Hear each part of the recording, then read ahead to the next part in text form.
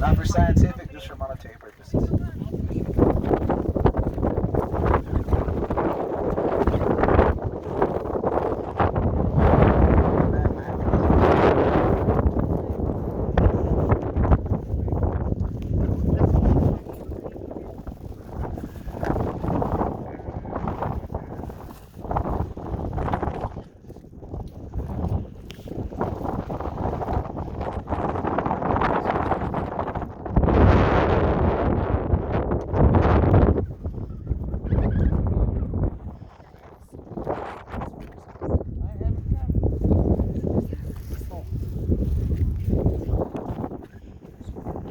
So this rock right here, it's going to tear your pin, or to tear your pads. If you fall on it, it'll tear your pads.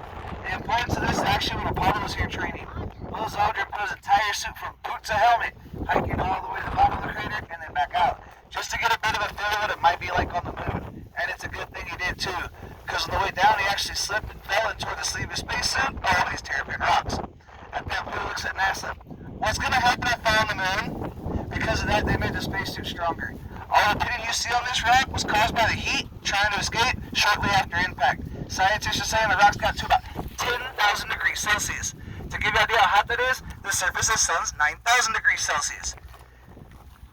So, if you were able to harness material at that temperature, you could mold like hot plastic, wrote your name on your finger, whatever you wanted. Right now, it's just a big chunk of limestone. You stick this underneath the continent for a couple thousand years, with all the heat and pressure, it would turn into marble.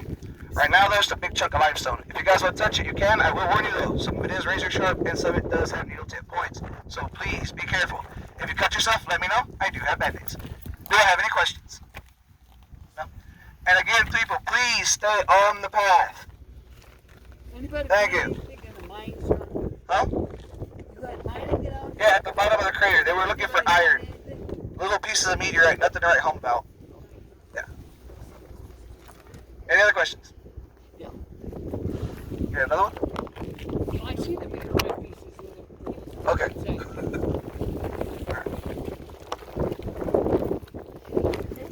That's just my grandpa. Cool meteorite down there.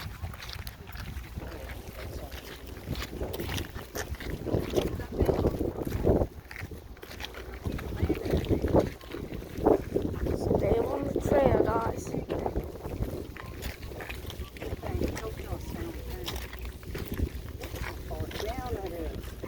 That is very far down.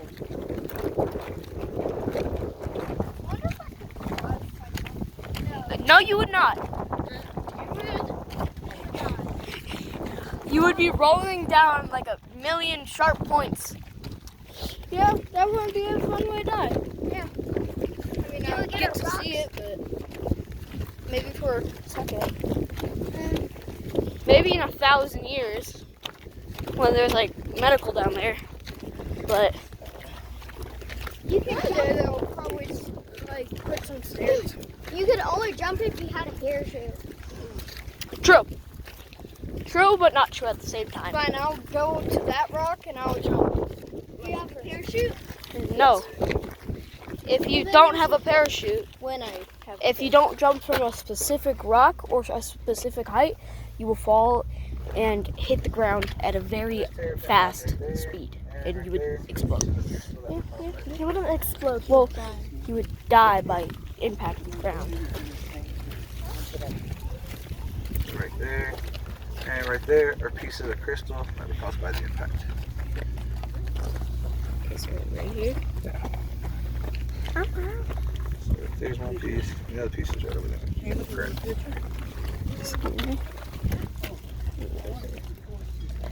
Crystal ray. Alright, so right here and right here are two pieces of crystal that were caused by the impact. So something usually takes hundreds, thousands of years, massive amounts of heat and pressure, matter of a few seconds. You'll also notice this rock right here. Same material as this, it's a limestone, but there's a white coating on the outside. That white coating is a coconino sandstone from the bottom of the crater. When it got heat up and pulverized, it landed on the rocks and adhered to them like a mold. The really cool part about it is, NASA's recreated that lab for one purpose, to coat the outside of space shuttles for re-entry. That's how good it is against heat resistance.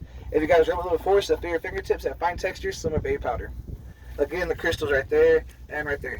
All the white stuff right there is bird poop, so be careful. Do I have any questions? also see. These don't warn you guys. Yeah, that's bird poop. Yeah. No, there's a crystal Oh, right there's another little crystal there. Yeah.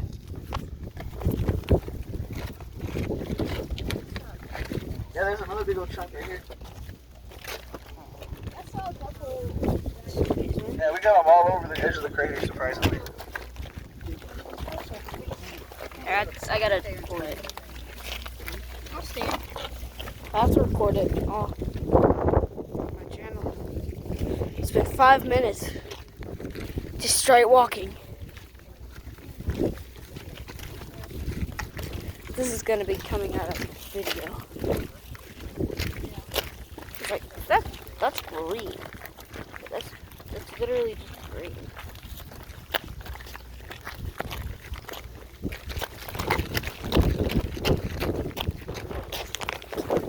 Edgy, bro.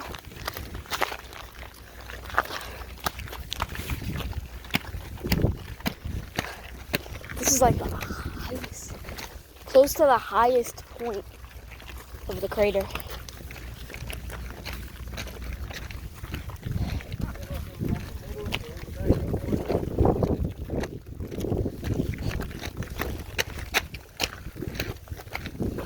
More limestone.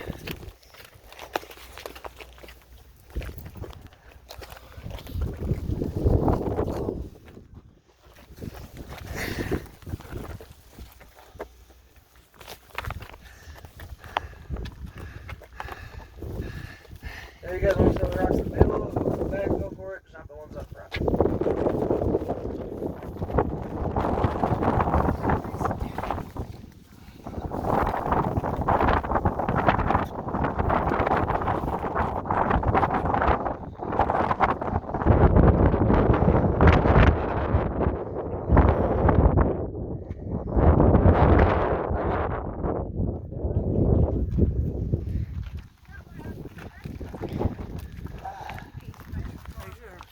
We're right at the final spot, so.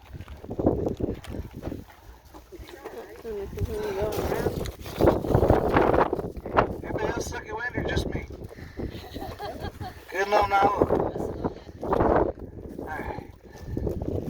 So, if you guys are fans of the Golden Girls, you may go check out this part. Picture it, Tucson, 1901. Host singers telling Behringer about all the nickel and iron ore they were finding at the time. Piece of meteorite. Behringer believed there may have been an iron vein nearby they could find, dig it up, and sell it to the railroad. He'd make a lot of money. So he came out and started doing research and studies. People said most of the pieces they were finding were either in or around the crater. So he asked they bring him out here to show him. The first thing that ran through his mind, being a very successful gold and silver miner, as well as a geologist from Philadelphia, this isn't a volcanic steam vent, but an impact of some type. And he believed a meteorite. First one to have this theory back in 1901. He believed at least 3/4 of the bottom of the crater would have been the meteorite, still intact, buried with all that dirt. Now, if he could find that, dig that up and sell it to the railroad, Bill Gates would have looked like a 99-cent store. He would have been a very, very wealthy man. So he applied for the mineral and the minerites, and they got approved in 1903 through his good hunting buddy, Theodore Roosevelt, our former president. Never hurt to have good hunting buddies. So there was no red tape. He started mining and drilling right away. He acquired the crater and a little bit of the surrounding area due to a nifty little act the government had called the Homestead Act. States you maintain, cultivate a piece of land for 5 to 10 years, becomes yours. Easy to do with the 25 years of mining. In those years of operating, they had 14 drill sites and 28 mine shafts in and around the crater. What were they looking for? Piece of meteorite. Never finding any. Today we know 80% of it was destroyed on impact, the other 20% ejected out of the crater. Nothing of mass size were found in the crater. I say mass size, I mean 20 pounds or more. Now they do find little pieces of time, dime, nickel, golf ball, maybe baseball size, but they don't count those since they're such light mass. What he was pointing out though is that white substance you see at the bottom called silica sand. So what is that? Take this, Coconino sandstone here. You guys see how it sparkles in sunlight like a sugar cube? Yeah. If you guys were to take this and break it down, it becomes like beach sand. You take that sand, you grind it further down, you'll get the white stuff at the bottom called silica sand, crystallized inside out, similar to diamond dust. They used it for one purpose back then, to make glassware with. If you've ever seen the old Coca-Cola bottles that have that blue or green tint to them, that's silica glass. It reflects UV light, so it keeps your sodas colder longer. That's why Coca-Cola likes to use it so much. Behringer was sent to San Francisco by the train loads just to put money in his pocket and keep the operation here going. On their 27th mine shaft, they actually ran into a problem. When they hit about 250 feet, they broke through the water table and flooded the bottom of the crater, under 20 foot of water for 4 months, which caused another problem, because it mixed with all the silica sand at the bottom, which would somewhat float, making the edge of it like quicksand. So they couldn't even go nowhere near the bottom to put a new mine site or a drill site. So do their 14th and final one straight across. You notice a little orange line coming down? That's the tailings from that drill. About 275 to 300 feet down, Behringer's drill bit started tearing up on something. He believed he may have struck a piece of meteorite bearing that back roll, so he poured another shaft. Right next to that line is that white mount like a pair of wings or a set of lungs. That is a 28th and final mine shaft. It goes in 250 feet. Behringer never did connect the two, never found his drill bit or what it was getting tore up on. Shortly after that, he went home. Then decided to go home with a failed adventure of the year, 1929. Stock market crash, Great Depression. Shortly after he returned home, he had a heart attack and he died, leaving the crater to his 8 grown children. Not one of them wanted to move out from Philadelphia to stare at a hole in the ground. I don't blame, I wouldn't either. All of his children have been quoted as saying this is their father's biggest and worst obsession of his entire life. It almost broke their family in two from all the fights they were having, as well as financially, considering their father sunk about $500,000 of his family's fortune into the crater, equivalent to about $7 million or $10 million a day due to inflation. So after his death, they feared their crater low, no bother. There was a problem. The story of the crater was out by then. How many of you guys happen to see that Marty Bar Ranch sign on your way in? All right, give me a little bit of history about them. They have a lot to do with the crater. The Marty Bar Ranch is actually owned by 2 families, the Chilsums and the Tremaines. So if you guys go on top of Moon Mountain and look to the east, you will see the ranch. They acquired all the land surrounding the crater due to another little nifty act the government had right after Arizona became a state called a penny for an acre. They were selling off acres of land for a penny apiece just to get people out here to sell the land. The Chilson Tremaine store decided to take advantage of this, put a little bit of both their families' fortunes together, and bought a little over 300,000 acres of land for a little over $3,000. Since then, they've added on to it, and almost everything else surrounding the crater within 50 miles. They own 6 ranches in the state, this being the biggest of the 6, and one of the biggest in the state. They raise Black Angus beef. I told them one fellas down there, yeah, we'll put it out, but it's going to be in pieces. That'd be a nice ribeye. So everybody that crossed their property come out here to the crater, which caused a problem.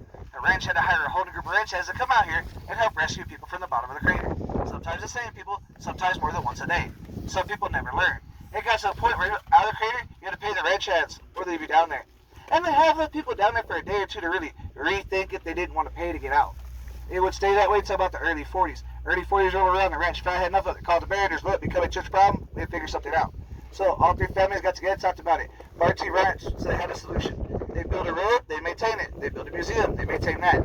All they ask, they get charged a cover price, and they keep half the charge.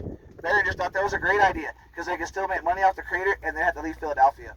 3 things happened back then. 1, the family signed a 199-year contract to run the crater together and split the proceeds. No one's getting out of that deal. 2, they decided to change the name of the crater because Franklin's Hole didn't look too good on their banners. So they changed the Behringer's Crater.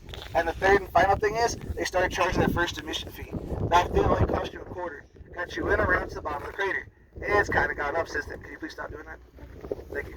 It's gone up since then. The original museum is actually right on the other side of the hill at the old homestead. You may see it lifted way up here. The chimney and some of the corners are still standing. In the late 50s, that big chunk of meteorite was right out in front of it. What do you guys think happened? Stolen? She's the first guess? Not it. Anybody else? People touched it. Taking pieces of it, touch it, stuff like that. That's usually another guess, not it. I also get sinking, deteriorated UFO started showing up, which didn't happen, but that would have been cool to see. No. That big chunk of meteorite supposed to be iron, acted like a giant lightning rod. The building was struck by lightning and burned down. Put it to this new location with that museum around it, and that's our lightning rods all up and down the building. We're not taking chances here. So I said this is originally classified as a volcanic steam vent until about the mid to late 50s, when Dr. Shoemaker came out and did his studies. He also did the atomic bomb drop studies. He noticed 2 things here they have there. 1, those shot quartz I showed you on the way up here, there was only one place they were finding at that time, and that was nuclear drop sites, because that's the heat and the force it takes to make those specific crystals. In case you guys, you can see a Sears, we'll see another one. Inside this rock right here, there's a big chunk, that looks like a key. I don't think it's whatever you like, except take it home. And the other thing you noticed here, and there's also another piece right here you can look at. Got 2 little pieces there. The other thing you noticed here is a thing called reverse stratigraphy. So what is that? Our desert floor actually consists of 3 layers, which is red Moenkopi sandstone, yellow Kaibab limestone, and then white Coconino sandstone at the very bottom. So if you look towards the backs of the crater, it's pretty much how it looks. You're right around the visitor center, all the way under where we're standing, and a little further on, you'll notice a thick layer of red, the yellow, then the white on top. That would be the reverse stratigraphy. The meteor come at 80-degree angle, picked the ground up, flipped it like a hinge, and then dropped it. So instead of 3 layers on this side, we have 5, with the top layers being inverted. With just those 2 clues to work off of, Dr. Shoemaker thinking about it being discovered in 1871, he knows it's not a nuclear drop site or a test site.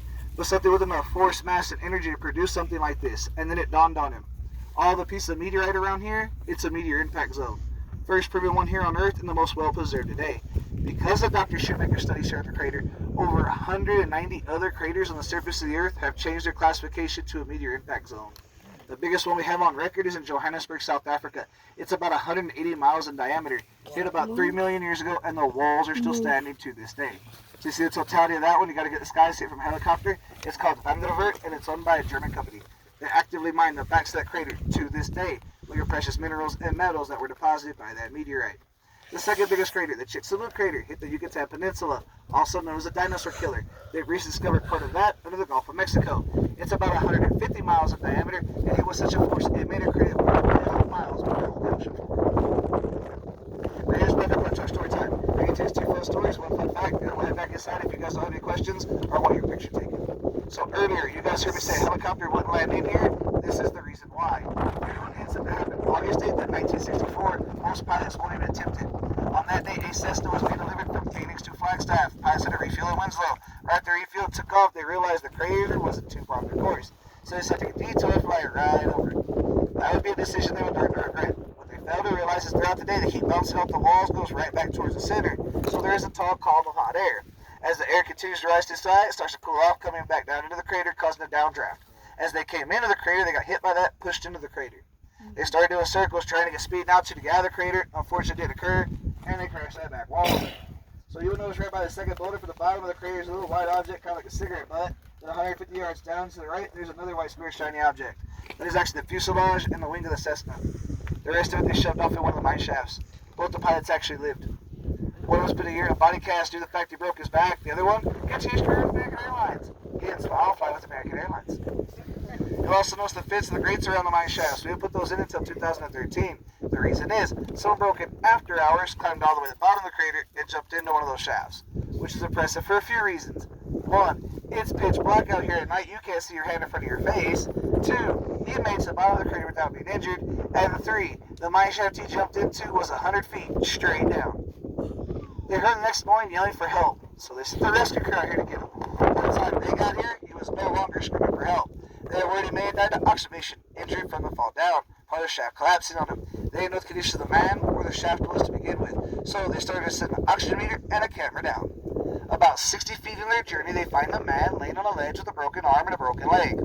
A short distance away from him is a rattlesnake striking at the camera. The man and the rattlesnake actually kept themselves the entire time. They hauled him up and put him in the ambulance. They said, "Hi." Dude, why are you down there? His answer is the best anti-venom commercial I've ever heard. I thought the mine shaft was entrance to Middle Earth.